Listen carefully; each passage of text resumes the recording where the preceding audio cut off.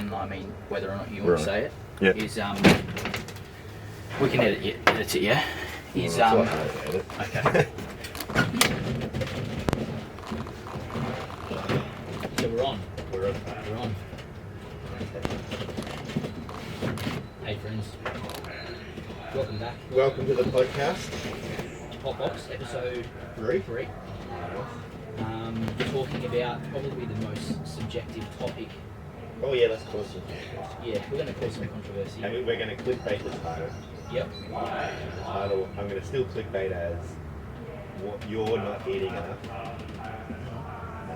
But that's not what this podcast is about. Let's just what it's about is that we would like to discuss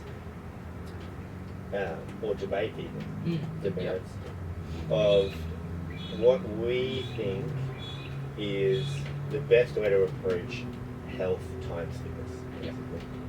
And because health is the basis of fitness, Correct. We can't really grow tons of fitness without tons of health.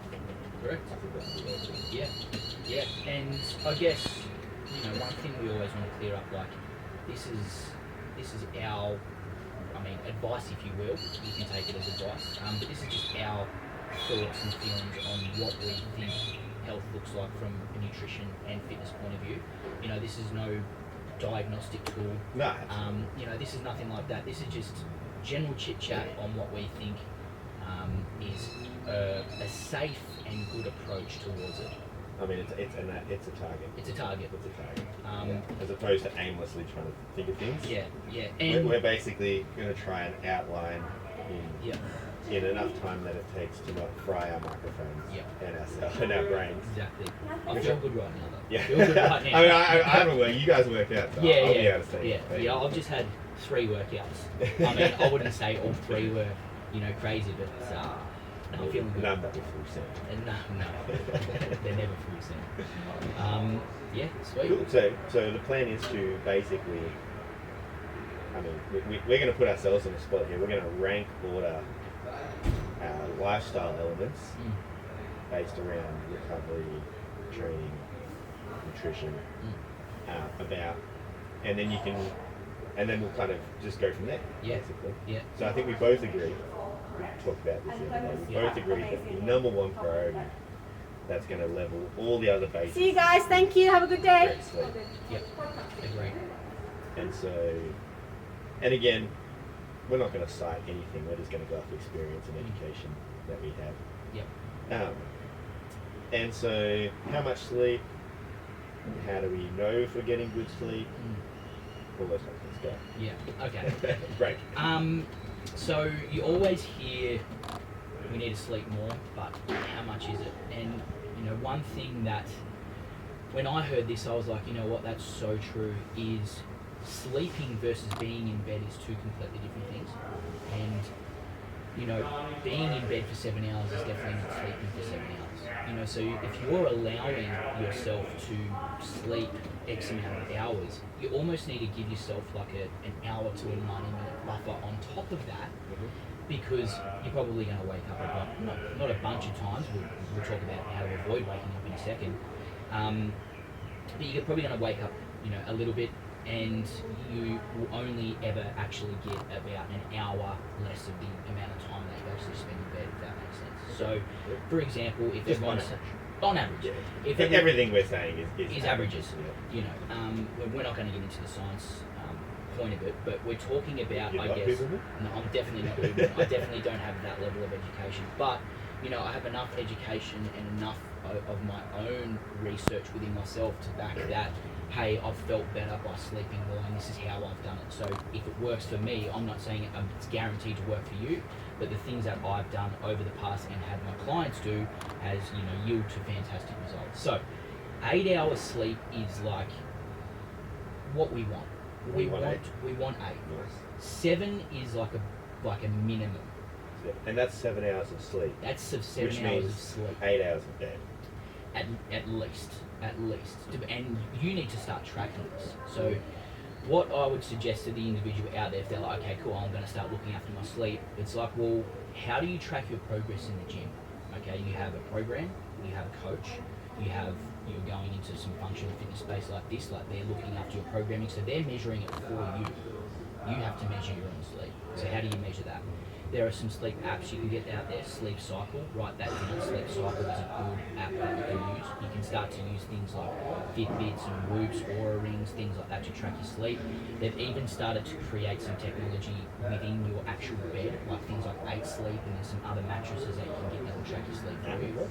Apple Watch will do it. Apple Watch will do the job. Apple Watch, so what is it? The app Sleep Cycle. Sleep Cycle. And you need to start tracking this. And the things that you're looking for is, I guess, the total time that you spend asleep, but then it's broken up between light, REM, and deep. Yep. We are looking for minimum 2 hours REM per night. That's kind of what we want as like a baseline. Yep. That's the rapid eye movement sleep. That's the sleep of when you're going to start to get some serious recovery gains within there. Interesting. And then we should be looking at deep sleep as probably our second priority. And then is that the first wave? That's the first wave of sleep. And that's actually where you're probably going to produce most of your growth. So if you want to get big, if you want to get lean, if you want to stack on muscle, if you want to get shredded, all of those things, it's going to come down to your quality of sleep, because that's where you're going to get recovery. So the first thing that I'm going to suggest to everyone is track number one. We need to find out what you're doing. And then I want you to start to take a journal of what that looks like. And then the second thing I want you to do after you've started tracking is set yourself an exact sleep and wake time 7 days a week. 7 days a week. 7 days a week. I want you to go, okay, I need to be in bed by X time and I'm to be... Now, let me throw a spanner in. Go. If I get invited for a night out on Friday morning, do I still then wake up same time next day? That's a good question. So this was my answer to that. You can never catch up on sleep. It's impossible to catch up on sleep. So if you are going out with your friends, which all of these things are going to happen in life. When you hit the footy again. Yep, all of those things. You get home, you still want to try and have the exact same amount of sleep. But the only thing that's going to do, it's going to throw your overall cycle out. You'll still get a good quality 8-9 hours sleep if you can. But what it's going to do is it's going to kind of throw your circadian rhythm out. And your sleep is going to get optimal when you actually have a routine, like anything. You get used to, training, your body adjusts to it, and then, you feel good when you're doing it. When you first do something, it's always going to be uncomfortable. So the idea is to create the exact same sleep and wake time, roughly. It doesn't have to be 9 and, wake up at 6 every single day, but kind of within the same, and then your body's going to get used to that. So that's number one. I'll throw another spanner in. Yep.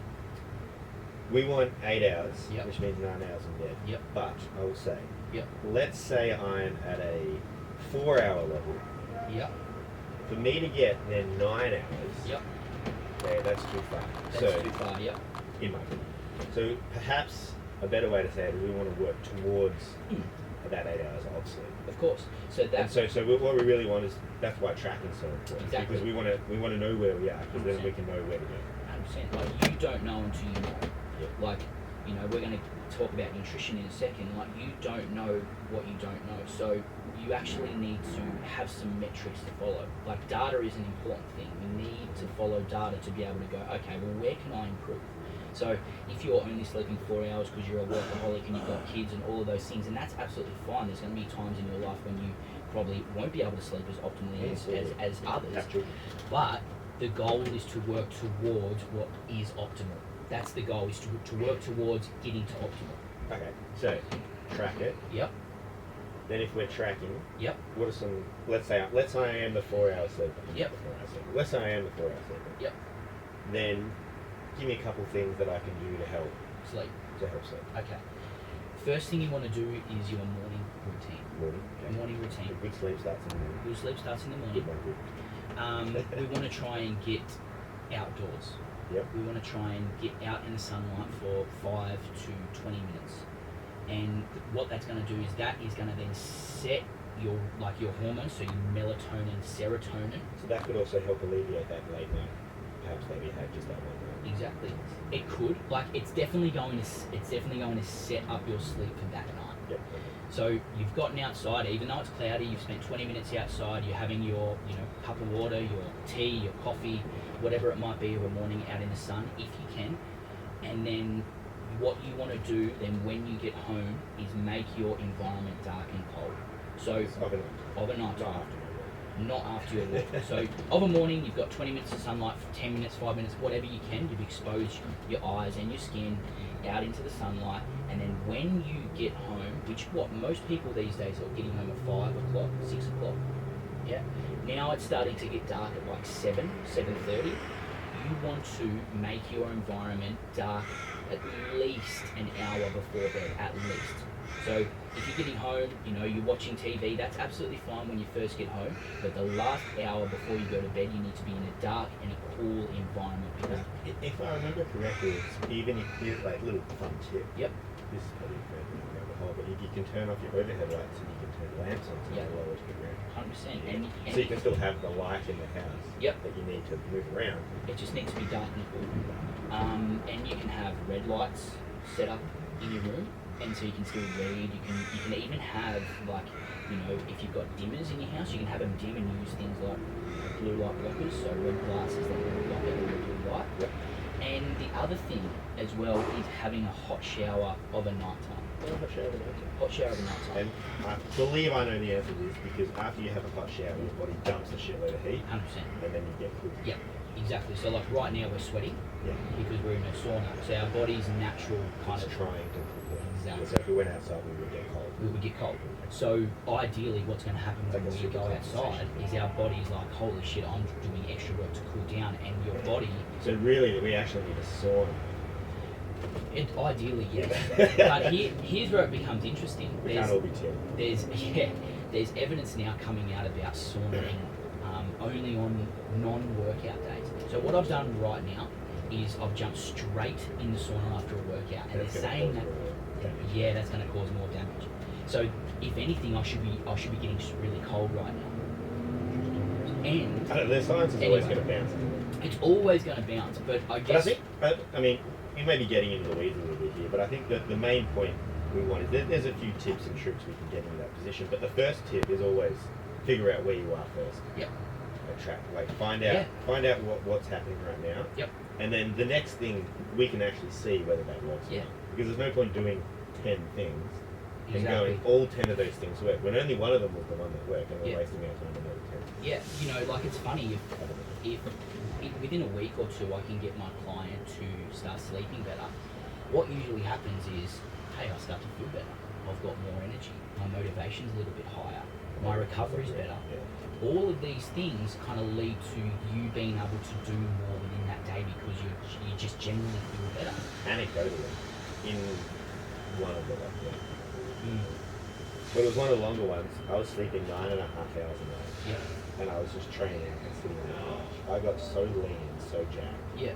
I was like, I'm not doing anything. I'm doing 500 steps a day and just training for 2 hours. I'm recovering hard. And sleeping like a maniac. I was like, that was a nice life well going. Yeah.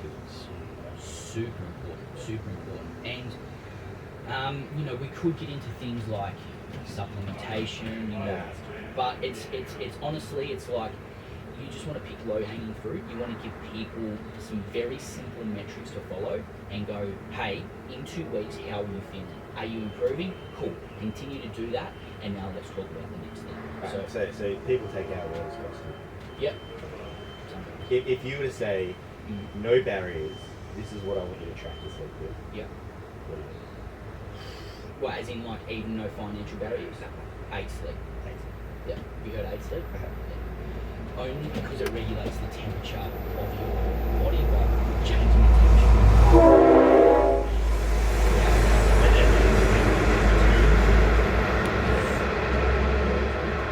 Probably like a root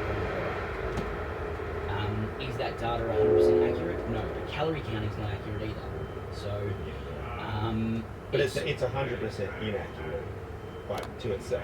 Exactly. So it's inaccurate constantly. Yeah. So you get the same inaccuracy. Yeah. So in that regard, it's it's accurate because you've still got to measure your progress when you're calorie counting. You've still got to measure how you feel when you're tracking your sleep with Root. So although it's said, you've got a 75% recovery score, if you feel like absolute shit and you're sore, just because my whip's at 75% recovery. Let's go do a marathon. Am I going to go do my 1RM back squat when my legs are cooked? So it's still very subjective, but it's giving you an idea of kind of where you're at and what you need to focus on. Like if you track your data for a week and you only get 1 hour of REM sleep, and then you go, okay, I'm going to go to bed a little bit earlier, I'm going to create a dark room, I'm going to have a hot shower, and then 3 days in a row you get 1 hour and 45 of REM sleep. Okay, cool. What I'm doing is working, and I'm going to continue to do that and improve on it. Like, it's all a work in progress. I'm still continuing to work on my sleep, my morning routine, my eating, all of that. I knew that we were going to talk about this for the last week, and I'll be like, really should stop scrolling the internet before I go to sleep. And I'm like, I better do it because I can't be a hypocrite. Yeah, exactly. So my sleep's good. So just knowing. And you know, I'm an advocate for it, but I'm certainly not a guy that like is 100% dialed in all the time. And I don't like it's almost impossible to be unless you don't have anything else. No, but if you got forward momentum, exactly, you're winning. So that would be the first thing that I would give. That'd be number one. That'd be number one. Right, number two. Are we going to agree? I'll you go. I think number two, and you can say this in a multitude of ways, but number two is basically eliminating hunger. That's how I think about it. But really what it is eating enough food, or enough foods that don't make you hungry, or eating enough foods that have enough nutrients in it that your body doesn't need more nutrients. Yep. Basically. So eating enough is, I think, is number two for me. Yeah. Very disciplined. That would probably be number three for me. I would. This is me asking a client. I would ask them what their environment is everywhere. So what's their environment like at home? What's their environment like at work? So you're going to put recovery over. Well, this is probably not necessarily recovery, but I want to know. I mean, this is why rainwater thing is. Yeah. It's a bit crazy, though. Like, I just want to know about the person. Yep. Like, if they've got 3 kids, right? They've got a 10-hour office job. They go to a very busy gym where it's just like super stressful, and they're just telling me that they're a huge bunch of stress, and they come home and they've got to look after 2 kids and they've got no time for themselves. For me, I'm going to be like, okay, well, what's my first protocol for this person to be able to get some buy-in to look at sleeping and eating better? So if I've got them to start sleeping better, I'm like, okay, I want you to start eating some more protein, but I haven't asked about their overall environment. So like what's actually happening in their day-to-day life.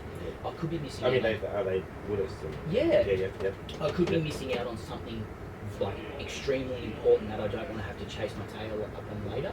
Now, I'm not saying this is the exact order I do it in, because when I have conversations I'm just forcing clients, you. Putting you on the spot. Exactly. When I first have conversations with clients, it might look a little bit different, but these are the questions I'm asking. I'm like, who are you? How are you? Yeah. What's your home life like? What's your environment like? And then for me, I get to understand so much about that individual to be like, okay, this is where I think your starting point could be compared to. I'm speaking to someone who runs their own business from home. They're super chill. They've got so much time to themselves. They're running a business and maybe they're not getting any steps in. Yeah. So there's forward next there's so many subjective things that like environment and like the individual comes into play so much before I start going, hey, I just want you to focus on getting more protein. So let me throw it out there. Do you think that let's say 80-20. Yep. 80-20 people come to you, and 80% of people, they want to lose weight, basically. Yep. And then there's 20% that want better performance, let's say. Yep. So in that same regard, though, the solution for both of those people is actually this sleep, i.e. recovery, and then stop beating yourself up during life. Yep. To aid in, again, recovery. So it's a little bit of feedback. It is a feedback. Once those two things are sorted, then you can switch into nutrition. And it doesn't even matter whether they're going for performance or going for weight loss. Doesn't matter, because they've still built the fundamentals of a healthy internal and external environment. Well, I think we could take a straight analogy. If you hit your hand with a hammer, and I'm like, I'm going to sleep more, I'm going to recover my hammer hand, but I'm still going to hit my hand with the hammer every day. That's a personality, isn't it? It's like, yeah, you'll recover more, but then you just hit your hand with the hammer even harder. Now, I understand that people want to see results straight away, but this is kind of my analogy, and I don't know if it's something that I've just continually spoken about, but you got to ask yourself the question: what does health mean to you and what do results mean to you? And if you want to get results super quick, right, and you take the blue pill versus the red pill, and the blue pill is, hey, you're going to get results in 6 weeks and you're going to burn the candle at both ends, and then you're going to put all that weight that you lost back on, and then you've got to do the whole thing again. Done. And like, or you take the red pill, and that is, hey,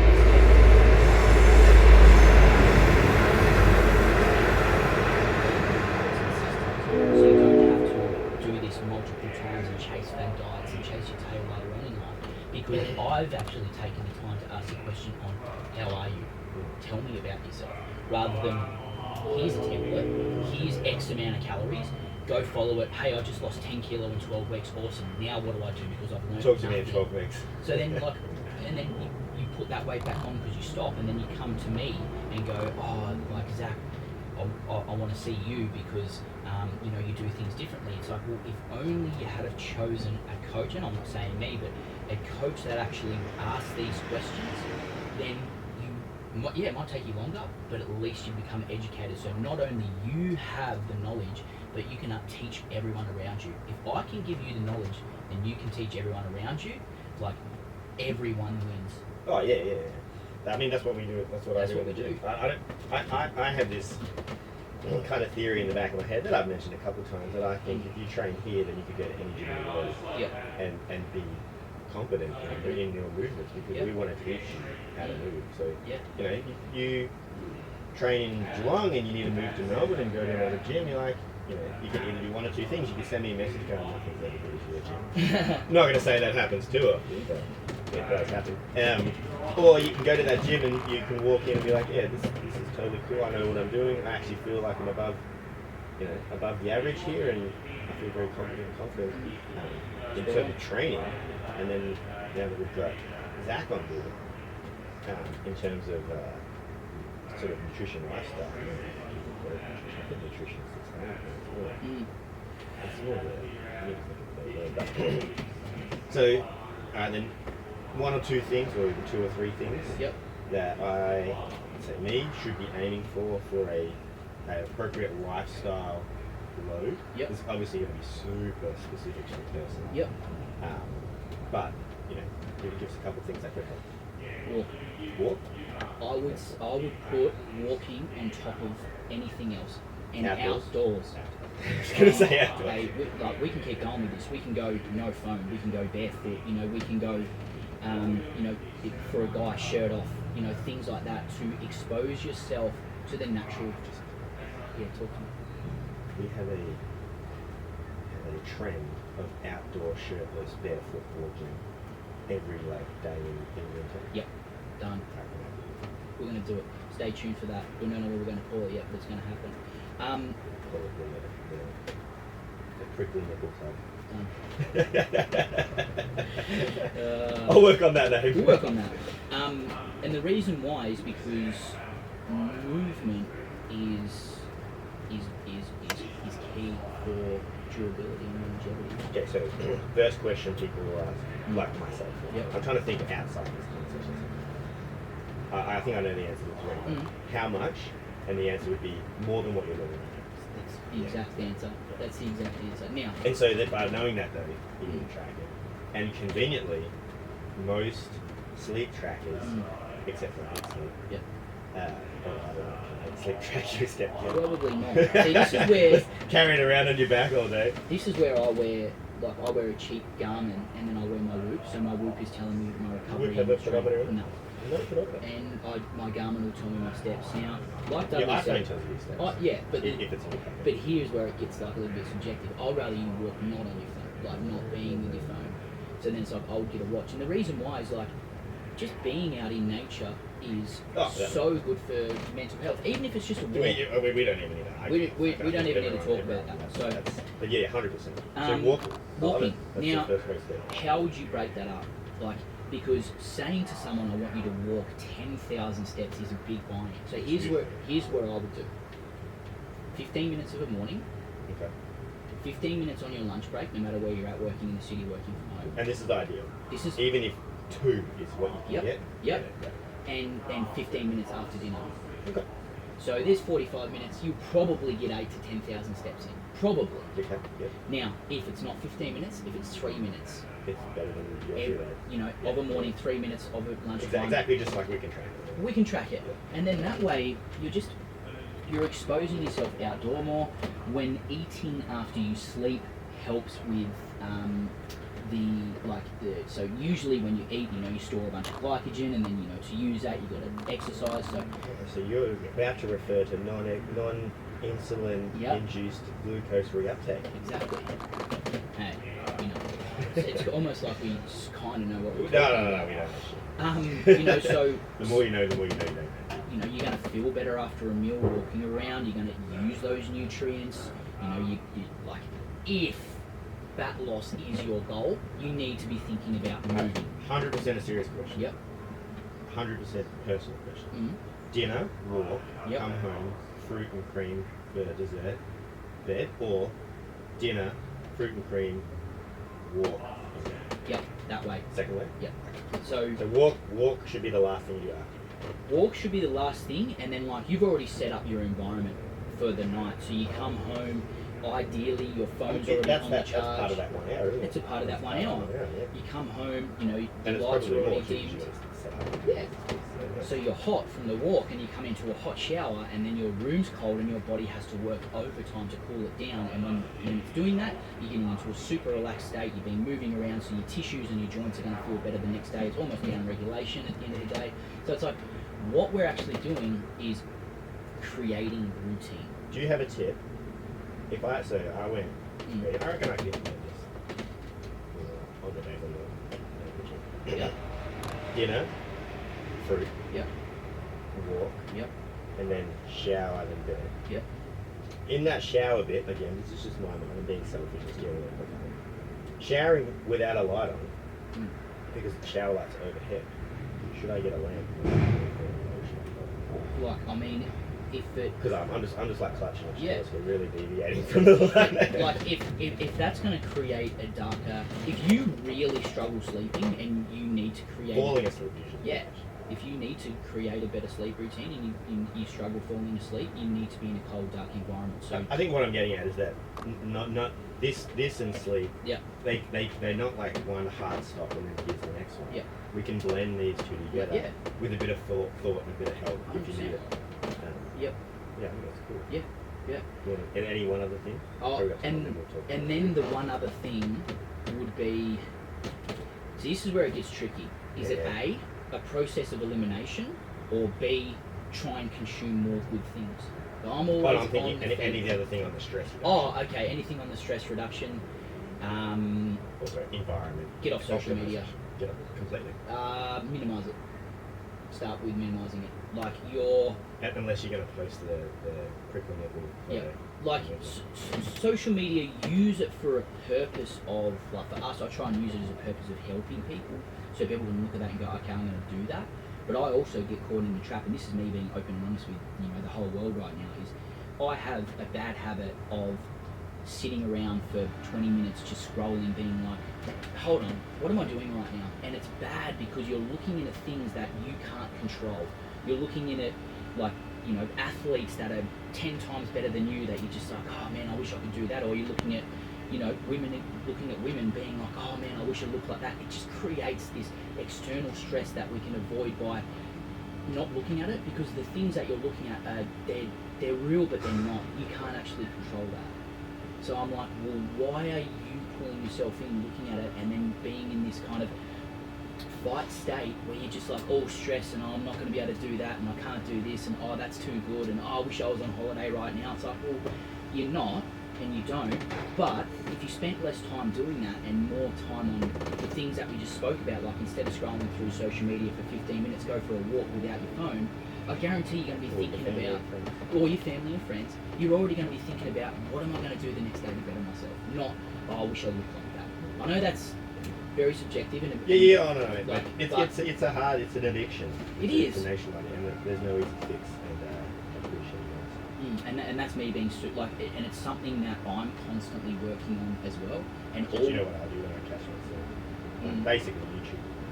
Yeah. I just look up, reject, and then I'm off. I'm done. I'm done. Yeah. Yeah, but that would like obviously there's a lot about stress and environment. You know. Walk and social. That, I mean, again, I had to force it. it is